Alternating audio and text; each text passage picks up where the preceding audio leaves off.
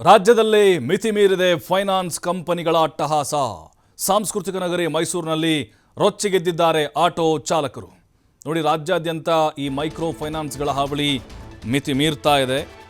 ಯಮಕಿಂಕರಂತೆ ಕಾಡ್ತಾ ಇದ್ದಾರೆ ಜನಸಾಮಾನ್ಯರನ್ನ. ಮೈಸೂರಿನಲ್ಲಿ ಆಲ್ರೆಡಿ 3 ಸಾವಾಗಿದೆ. ಈಗ ಮತ್ತೆ ಕಿರುಕುಳ ದರ್ಪ ಮುಂದುವರೆದಿದೆ. ಆಟೋ ಚಾಲಕರು ರೊಚ್ಚಿಗೆದ್ದಿದ್ದಾರೆ ಈಗ ಫೈನಾನ್ಸ್ನವ್ರ ವಿರುದ್ಧ. ಮಹೇಂದ್ರ ಫೈನಾನ್ಸ್ ಕಚೇರಿಗೆ ನುಗ್ಗಿ ಆಟೋ ಚಾಲಕರು ಆಕ್ರೋಶವನ್ನು ಹೊರಹಾಕಿದ್ದಾರೆ. ಗೂಂಡಾಗಳನ್ನು ಬಳಸಿ ಆಟೋ ಸೀಸ್ ಮಾಡಿದ್ದಾರೆ ಅನ್ನುವಂಥ ಆರೋಪ ಮಾಡ್ತಿದ್ದಾರೆ ಚಾಲಕರು. 3 ತಿಂಗಳ ಕಂತು ಬಾಕಿ ಇದ್ದ ಆಟೋವನ್ನು ಸೀಸ್ ಮಾಡಿದ್ದಾರೆ ಅನ್ನುವಂತಹ ಆರೋಪ ಇದು.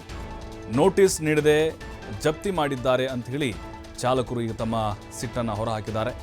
ಮಹೇಂದ್ರ ಫೈನಾನ್ಸ್ ಕಚೇರಿ ಮುಂದೆ ಆಟೋ ಚಾಲಕರು ಪ್ರತಿಭಟನೆಯನ್ನು ಕೂಡ ನಡೆಸಿದ್ದಾರೆ.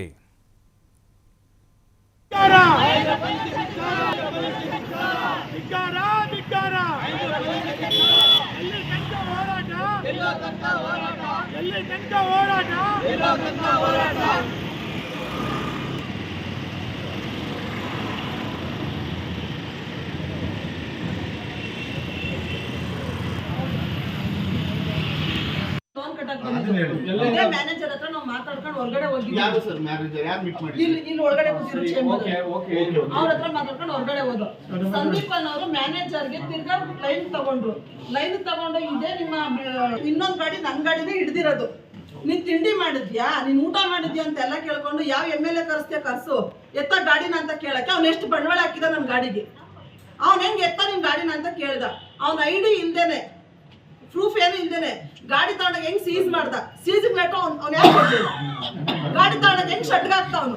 ಶಡ್ಗ ಹಾಕಿದ್ಮೇಲೆ ಅವ್ನು ಯಾಕೆ ನಮ್ಗೆ ರಿಸಿಪ್ಟ್ ಇಷ್ಟು ನನಗೆ 800 ರೂಪಾಯಿ ಕಟ್ಬೇಕಂತ. ಏನು ಕಟ್ಬೇಕು? 800 ರೂಪಾಯಿ. ಗಾಡಿ ನಿಮ್ದು ಸೀಸ್ ಆಗಿದೆ. ಯಾವಾಗ ಸೀಸ್ ಆಗಿರೋದು? ನೆನ್ನೆ ಎಷ್ಟೊತ್ತಲ್ಲೇ ಸೀಸ್ ಆಗಿರೋದು. ನಿಮ್ದು EMI ಪೆಂಡಿಂಗ್ ಇತ್ತಾ? EMI ಪೆಂಡಿಂಗ್ ಇದೆ ಸರ್. ಪೆಂಡಿಂಗ್ ಇದೆ, 3 ಪೆಂಡಿಂಗ್ ಇದೆ, ಚಾರ್ಜಸ್ ಇದೆ. ಓಕೆ, ಒಪ್ಕೊಳ್ಳೋಣ. 8,000 ರೂಪಾಯಿ ಏನು ಕಟ್ಬೇಕು? ಲೆಟರ್ ಕೊಟ್ಟಿಲ್ಲ, ಅವ್ನು ಐಡಿನೂ ಹಾಕಿಲ್ಲ. ಅವನು ಗುಂಡ ರೋಡಿ ಮಾಡ್ತಾ ಇದ್ದಾನೆ. ಅವನು ದಪ್ಪಕವನೇ. ಅವನು ನಾನು ನೋಡಿದ್ದೀನಿ. ಅವನ ಗುಂಡ ರೋಡಿ ಮಾಡ್ತಾ ಇದ್ದಾನೆ. ಅವನು ಕೊಡಲ್ಲ. ಅವನ ಮಾತ್ರ ಇವತ್ತು ಅವನ ಕಷ್ಟಗಟ್ಟ ಕೊಡಲ್ಲ. ಅವನ ಇವ್ರು ತಗೊಂಡ್ರೆ ಸಂದೀಪ್ ಕೊಡಲ್ಲ. ಅವನು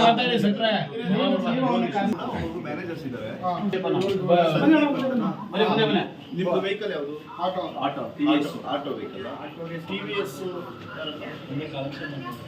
ಕಲೆಕ್ಷನ್, CV ಕಲೆಕ್ಷನ್. ಸಂದೀಪ್ ಎಲ್ಲ ಅವರಿಗೆ ಸೆಂಡ್ ಮಾಡ್ತಾ ಇದ್ದೀರಾ ಇಲ್ಲ ನೋಟಿಸ್ ಮಾಡ್ತಾ ಇದ್ದೀರಾ? ಯಾರಾದ್ರೂ ಆಗಲಿ ನಮ್ಮಂತೆ ರೀತಿ ಕಲ್ತಿಲ್ವಾ ನೀವು?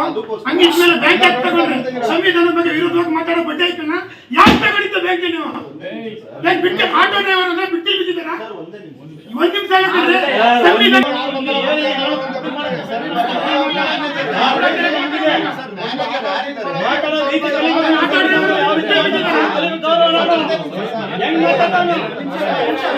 ಸಂಘಟನೆ ನಮ್ಮನ್ನು ಏನ್ ಮಾಡ್ಕೊಳ್ಳೋದು?